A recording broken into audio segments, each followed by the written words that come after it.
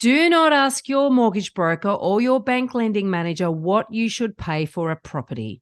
They can't actually answer this. So most will give you an automated valuation report or an AVM.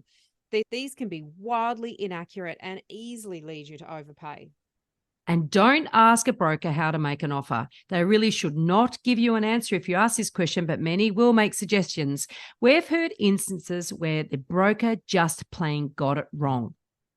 One example, telling a buyer to make an offer prior to auction and expecting to get a 5-day cooling off period. This is almost impossible to achieve.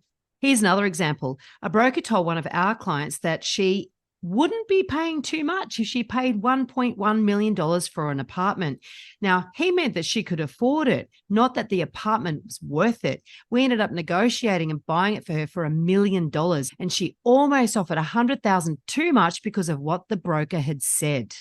We love brokers and we encourage you to ask them everything about the finance side of your purchase, just nothing else. Want to be an educated home buyer? Check out our online course for first home buyers. Avoid costly mistakes, make smarter decisions, and get into your first home sooner. Why waste time doing things the hard way?